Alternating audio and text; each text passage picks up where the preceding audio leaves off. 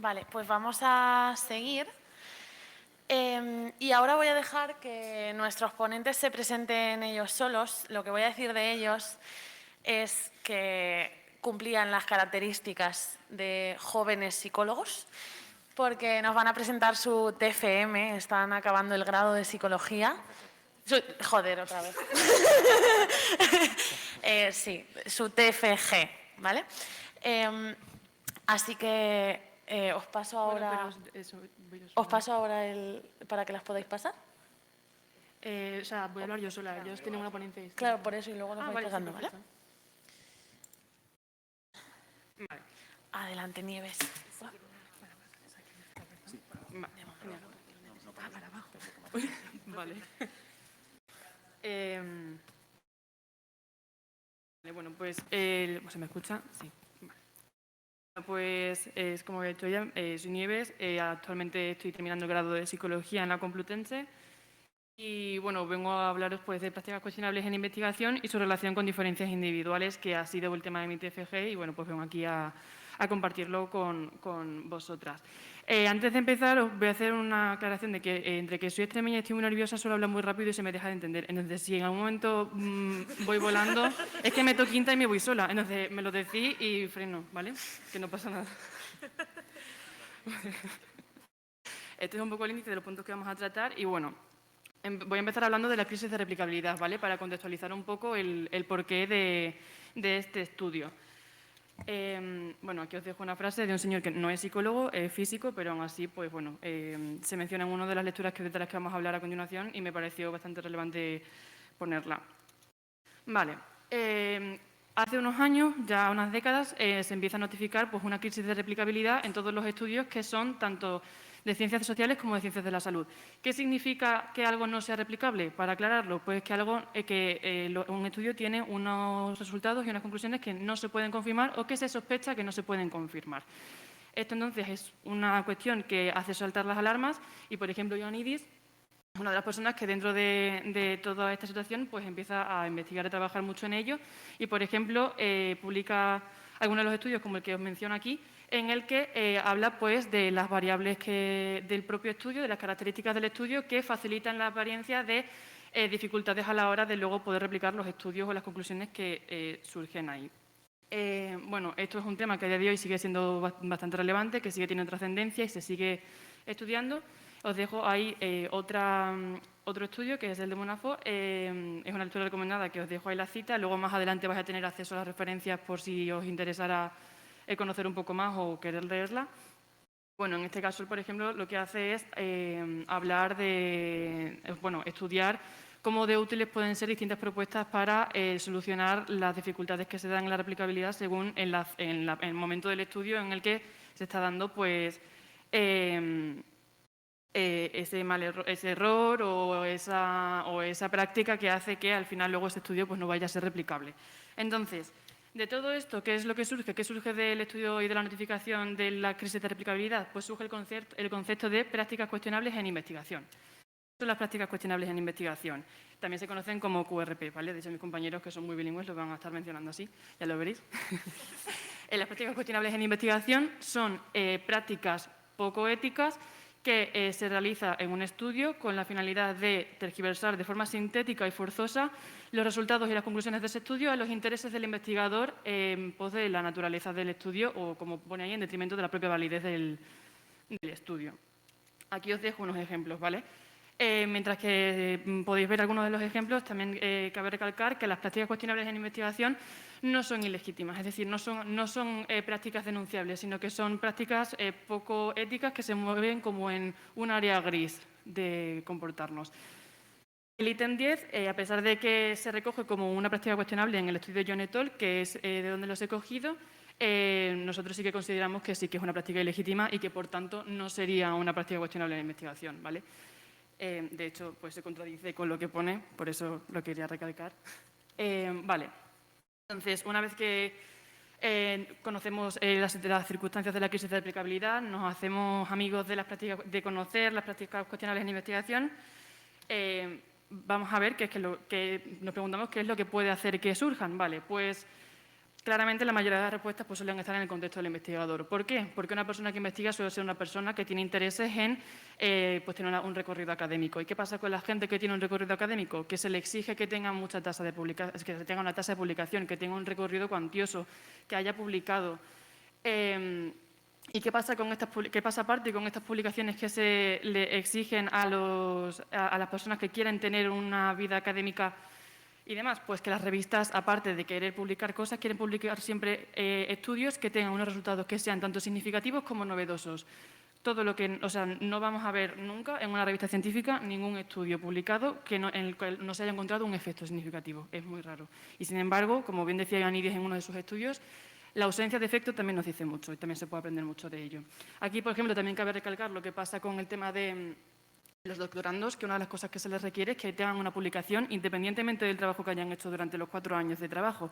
Entonces, al final, ¿qué pasa? Pues que muchas veces se van a ver obligados a por no echar por tierra todo su trabajo, toda esa formación que han recibido, incluso el trabajo que luego encima es que de todas formas van a tener valorado en la defensa de su propia tesis, pues al final verse obligados a hacer estas cosas para poder tener algo que poder publicar. Entonces, vale, una vez que ya hemos explicado como todas esas cosas externas que pueden llevar a los investigadores y a las investigadoras a estas prácticas, teniendo en cuenta que estamos todas bajo la misma presión, nos preguntamos, estando todas en esta situación, hay personas que las realizan y otras personas que no. Entonces, ¿qué diferencias individuales puede haber que expliquen la apariencia de prácticas cuestionables?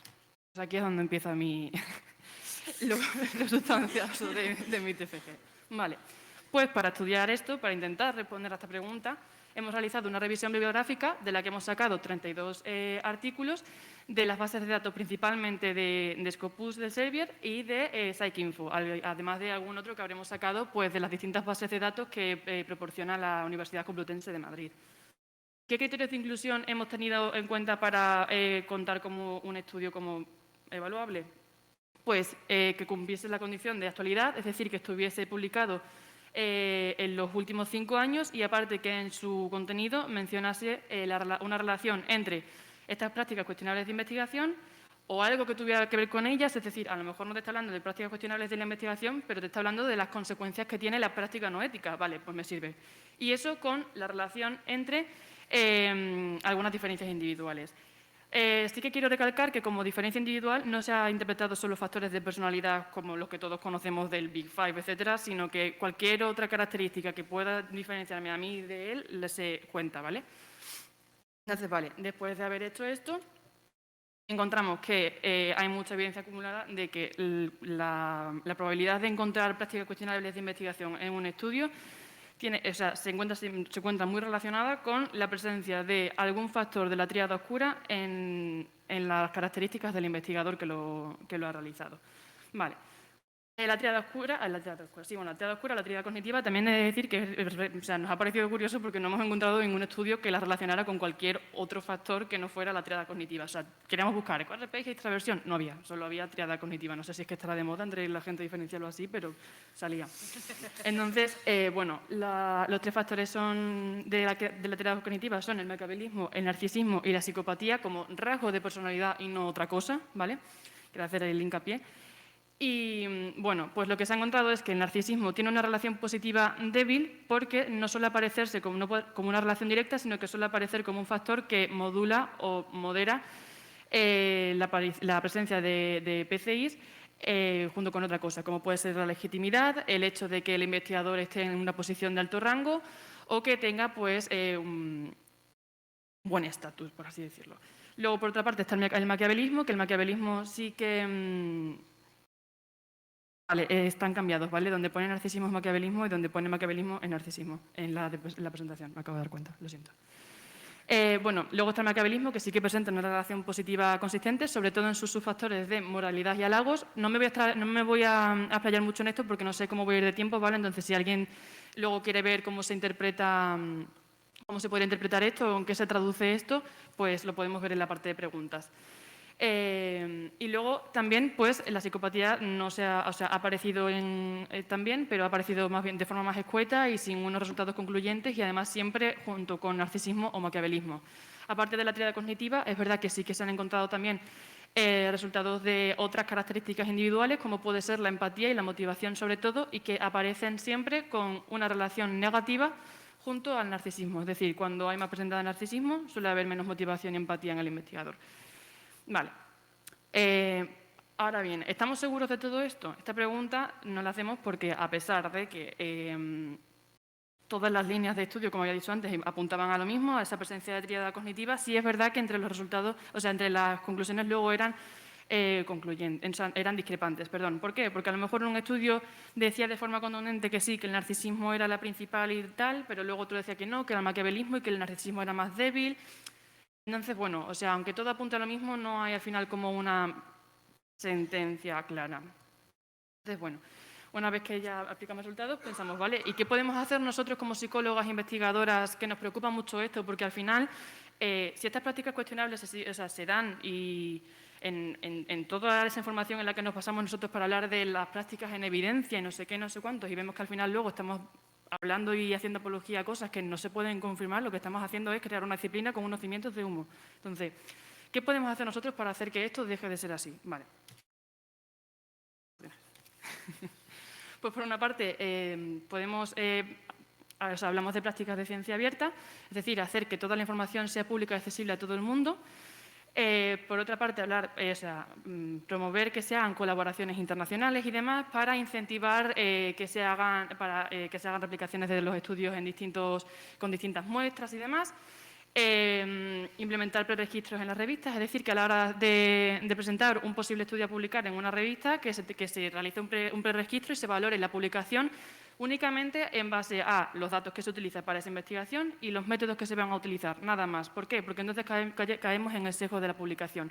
¿Y qué pasa con eso? Que solo se publican las cosas que tienen un efecto encontrado. Si no hay un efecto, no se publica. Entonces, con un preregistro, esto lo solucionamos y al final, pues por ejemplo, a lo mejor nos libramos de las inconsistencias que hemos encontrado antes, porque a lo mejor esa inconsistencia de la que hablábamos antes entre narcisismo y maquiavelismo, pues a lo mejor es que es un error tipo 1 y aquí estamos.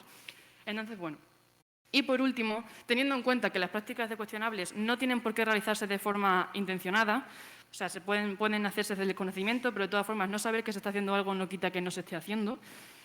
Otra solución pues, es entrenar a investigadores noveles, a personas que estén empezando con sus TFGs, con sus TFMs, hablarles de todo esto y también pues, crear pues, como unas guías informativas o unos recursos tanto para autores como para las revistas, que aquí os pongo lo de Stay Tuned porque mis compañeras que van a hablar sobre esto luego, pues os van a poder ahondar mucho más en ello y deciros cosas que van a ser bastante interesantes. Vale. Aquí os pongo un ejemplo de la lectura que os recomendaba antes, de Mona Fo, que eran como el estudio de la utilidad que podían tener distintos intentos de propuestas para solucionar esos pequeños problemas que se daban en los estudios, que al final era lo que facilitaban el que no hubiese de replicabilidad. Os dejo esta tabla en la que se ponen los ejemplos y a qué irían. Y bueno, con esto pues ya habría terminado. He dejado aquí un póster que presentamos en otro sitio, en la SAIDI, porque está el QR y con el QR pues, se puede acceder tanto a más información como a todas las referencias, a nuestro contacto y así. O sea, ya estaría todo.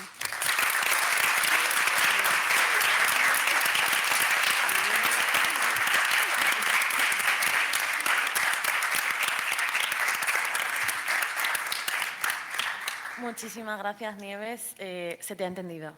Bien. ¿Vale? Bien. Pasamos a la ronda de preguntas. No sé si por aquí hay alguien que quiera preguntar algo, pero mientras tanto te lanzo la que han dejado en la plataforma que estamos utilizando. Alguien pregunta, ¿cuál de las 3 características de la tríada oscura te parece más causable de las malas prácticas? Pues. Creo que no voy a contestar de forma contundente esa pregunta porque no lo sé. O sea, no he hecho un estudio para ver eso y no voy a hablar tampoco sin saber porque entonces no sé a qué venía a hablar de prácticas cuestionables.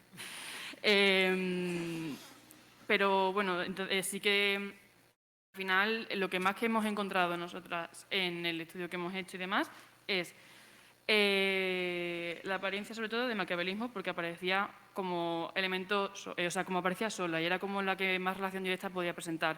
Y lo de las categorías de amoralidad y halagos era porque se solía ver que las personas, las personas que presentaban rasgos de maquiavelismo en su personalidad, al final lo que pasaba era, o sea, la interpretación que tenía eso era que solían encontrar a los demás como inferiores a sí mismos, entonces, con tal de recibir halagos, de recibir estatus, de recibir todo lo bueno que tiene el publicar, preferían tergiversar ese estudio porque les daba igual, o sea, no porque les da igual, sino porque consideran más relevante el refuerzo que va a tener para ellos en la publicación que el posible daño que van a causar a los otros con los resultados de ello. Entonces creo que a lo mejor porque luego la psicopatía, por ejemplo, no se ha encontrado que fuera concluyente y el narcisismo sí, pero con otras cosas. Entonces creo que sería el maquiavelismo.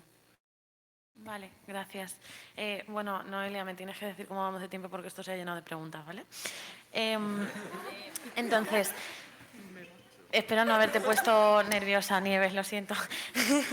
No pasa nada. Te preguntan, ¿hasta qué punto estos cambios que se proponen para acabar con las prácticas cuestionables en investigación pueden tener efectos importantes sin cambios estructurales en el sistema? Por ejemplo, la publicación en abierto, su fin se pervierte un poco cuando los precios de publicación son tan altos. Ahí lo llevas. O sea, te diría que me la repitieras, pero es que es muy larga. ¿Hasta qué punto estos cambios que se proponen para acabar con las prácticas cuestionables en investigación pueden tener efectos importantes sin cambios estructurales en el sistema? Pues no lo sé. Vale. O sea, que entiendo que la intención de pregunta es buena, pero no lo sé. No lo sé porque no lo he estudiado, no lo he tenido. O sea, se recogen como propuestas de cosas que se ven que son plausibles, que se puedan hacer, porque ya se están haciendo, de hecho, en muchos sitios y no le ha pasado nada a nadie por haberlo hecho. Y al revés, tienen beneficios buenos. Y bueno, sí, mientras que esos cambios estructurales sean beneficiosos para todos, pues que los hagan. O sea, no lo sé. A mí me parece fenomenal esa respuesta, ¿eh? Luego hay otra persona que tampoco pone una pregunta válida, pone muerte al sistema de publicación académica. Pues sí. Pues sí, porque además aquí es como para soltar la guindilla de esas revistas a las que les puedes pagar una cuantiosa cantidad de dinero y da igual lo que hayas puesto que te lo van a publicar. Efectivamente. Pues. ¿Puedo hacer dos más? No me contesta, así que sí. ¿Crees que puede haber otros factores menos individuales, como la dinámica del grupo, la institución en la que se trabaja, etcétera, que puedan influir? Vale, pues, o sea, como factores menos individuales que sean más sociales o más contextuales, así no los hemos tenido en cuenta, aparte de los incentivos que he mencionado, pero sí que es una pregunta relevante y sí que lo podemos tener en cuenta para verlo en la próxima línea de la investigación, que seguimos todavía trabajando en esto. Genial. Y por último, ¿en tu búsqueda encontraste algún estudio que relacionase los QRPs con condiciones socioeconómicas o algo similar sobre el contexto de los investigadores? Pues no encontré nada de eso porque lo que se hizo fue buscar diferencias individuales como tal. Entonces, en los criterios de búsqueda pues era personalidad, triada oscura, tal. Entonces, y en esos estudios no ha aparecido nunca, pero vaya, al final eso también lo queríamos incluir un poco pues en esa presión que se tiene de publicar, en eso que hablábamos del tema de pagar a revistas, todo lo que hablábamos en incentivos que pues la cosa es que no hemos querido hablar aquí de las explicaciones que se les puedan dar de forma individual a estas prácticas sin excluir la parte social porque entendemos que todos nos movemos en un contexto y demás. Entonces, claramente. Entonces, pues, hemos querido hacer como un apartado solo para eso, que ha sido el de incentivos. Es verdad que a lo mejor ha podido ser un poco escueto y sí que se podría enriquecer mucho más y además agradecemos estas cosas porque lo vamos a tener en cuenta para explicarlo y demás. Pero sí que no lo mencionamos porque nos hemos querido centrar en las diferencias individuales una vez ya se ha explicado todo lo que no es de diferencia individual. Fenomenal, pues muy interesante. Muchísimas gracias, Nieves.